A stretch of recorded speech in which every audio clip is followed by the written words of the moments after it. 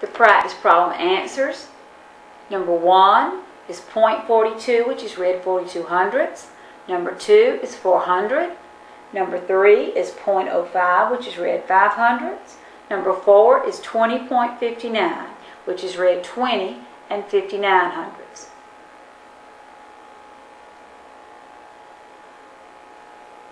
If you disagree with one of these answers, stop the tape and find a tutor for help. The next thing we want to do is to practice changing fractions to decimals. To change a fraction to a decimal, what we do is we divide the numerator by the denominator. In other words, we just read what the fraction says. When you have A over B, it means A divided by B. So we're going to take A and divide it by B. So we're just going to work out the fraction like it's a division problem. So let's do that. Let's change 3/8 to a decimal. So what we're going to do is take 3 and divide it by A. 3 divided by A. So since 8 won't go into 3, we put our decimal here and start adding some zeros. Bring our decimal up. We keep adding zeros till it either comes out even or till it starts repeating. 8 will go into 30 3 times. 3 times 8 is 24. We have 6 left, but we want to keep on going until we don't get a remainder. So we'll add another 0, bring it down. 8 goes into 67 times. 7 times 8 is 56. Still have a remainder, so let's add another 0. And finally, 8 goes into 40 5 times. 5 times 8 is 40. So we keep adding on zeros till we either get it to come out even or we realize that it's not going to ever come out even and we're just going to keep on getting more and more decimals, or we can see some kind of pattern to it. So our answer is 0.375. So if we read that, we change 3/8 to the decimal, 375 thousandths. Now let's change 1 4/5 to a decimal. In order to do that, the easiest way would be to make it an improper fraction first. So, or one way would be to make it an improper fraction. So let's do that. 5 times 1 is 5, plus 4 is 9/5. So let's change 9/5 to a decimal. So we're going to take the 5 and divide it into the 9. And it's going to go one time because it was 1 4/5. So we'd have 1 times 5 is 5. And we have 4 left over. Now since we want to get a decimal, we have to put a decimal on the end, bring it straight up, and start adding zeros. So now 5 goes into 40 8 times. 8 times 5 is 40. So we end up with 1 4/5 turns into the decimal 1 8/10. Look at another example. Let's change 5/11 to a decimal. So we're going to take the 5 and divide it by 11. So we're going to put our decimal on the end, bring it straight up, and start adding zeros. So we begin 11 will go into 50 4 times. 4 times 11 is 44. We have 6 left. Keep adding zeros. 11 goes into 60 5 times. We get 55. With 5 left over, add another 0. 11 goes into 50 4 times. 4 times 11 is 44. With 6 left, add another 0. 11 goes into 60. 5 times 11 is 55. Now, what's going to happen? We could keep going forever and ever, and what would happen is we would just keep getting more and more of those 45s. It would never end. So this one is not going to ever come out even, but once we realize that we're getting the same thing over and over again, we can say we've turned it into a repeating decimal. When you get a repeating decimal, you have a couple of choices. You can write out the repeating part enough times and then put the 3 little dots.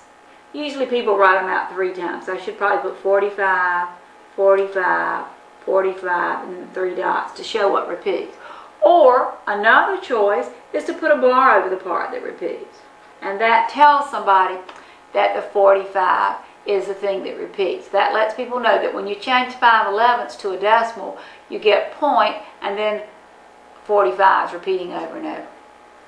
So some fractions turn into repeating decimals. All fractions will turn into some kind of decimal. Some of them turn into decimals that stop. Others turn into decimals that repeat. Now, there are some fractions that take so long to repeat that you often give out before they ever start repeating. This particular one, sevenths, takes a long time to repeat. So instead of actually going till we find out how long it starts, or carrying it out till we find out where it repeats, we're just going to round our answer to hundreds. So I said change 3/7 to a decimal, round to hundreds. So let's do that. We take the 3, you always take the top and divide it by the bottom, or the denominator. Numerator divided by denominator. So we take 3 and divide it by 7, put our decimal, bring the decimal straight up, and start dividing. 7 will go into 30, 4 times 7 is 28. Add a 0, 7 goes into 20. 2 times 7 is 14, with 6 left. Now I said I wanted to round to hundreds. I've got hundreds, but I can't round yet, so I have to go out one more place. 7 will go into 60. 8 times 7 is 56, with 4 left. But I'm now it'll keep on going. Actually, with this particular problem, it would give us 0.428571. Then, so you actually get 0.428571, 4288571. And then it takes it that far before it ever repeats. So the 4288571 ends up being the repeating part if you really wanted to get that. It would take a long time to get there. But I told us we didn't have to go that far. All I wanted to do was to round to hundreds. So I can stop and say this is about, when I round to hundreds, I want either 42 hundredths or 43 hundredths. And it's going to be 43 hundredths, since when I look at the place beyond the hundreds, I see the 8. Since it's 5 or more, I round my 42 hundredths up to 43 hundredths. I'm going to say I don't have any whole numbers. So my answer is 3/7 rounded to hundredths is 0.43. Let's do some practice problems where we're changing fractions and mixed numbers to decimals. Number 1, I want you to change 3/16 to a decimal. Number 2, change 1 2/3 to a decimal. Number 3, change 5/13 to a decimal, but round your answer to hundredths. Stop the tape after you copy the problems down.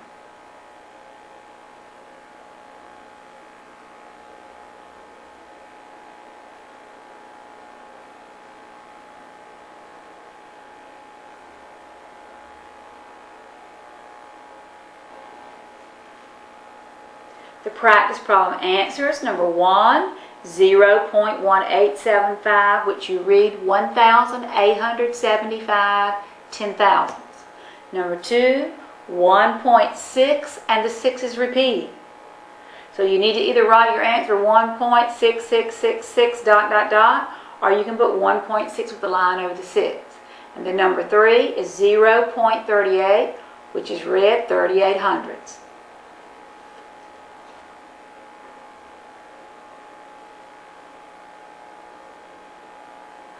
This concludes tape 18 and our work with dividing decimals and changing fractions to either repeating decimals or decimals that stop.